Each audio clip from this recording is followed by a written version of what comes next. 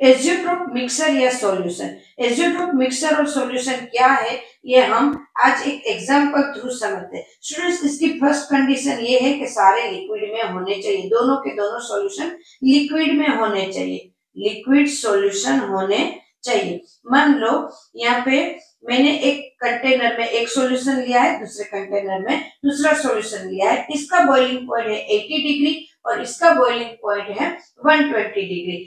इन दोनों को जब हम मिक्स करते हैं तो ये इस तरह से मिक्स होता है कि इसको फ्रैक्शन डिस्टिलेशन से भी अलग नहीं कर सकते, मतलब एकदम से मिक्स हो जाते हैं, जैसे एक ही सॉल्यूशन हो उस तरह से वो मिक्स हो जाते हैं। और जब इनको हीट करते बॉईल करते हैं तो उनका जो बॉइलिंग पॉइंट है इन दोनों के बीच का, मतलब 80 और 120 जो इनका बॉइलिंग पॉइंट है इंडिविजुअल, उनके बीच का 100 डिग्री मिलता है।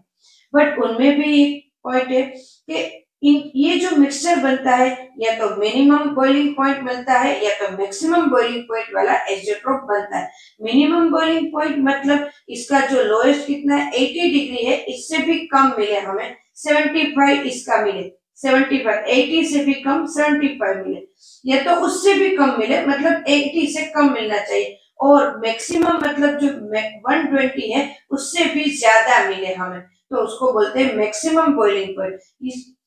यहाँ पे इंटरेक्शन कम होता है, वीक होता है, तो वो मिनिमम बॉइलिंग पॉइंट है। और इंटरेक्शन इन दोनों के बीच में स्ट्रॉन्ग होता है तो हमें मिलेंगे मैक्सिमम बॉइलिंग पॉइंट।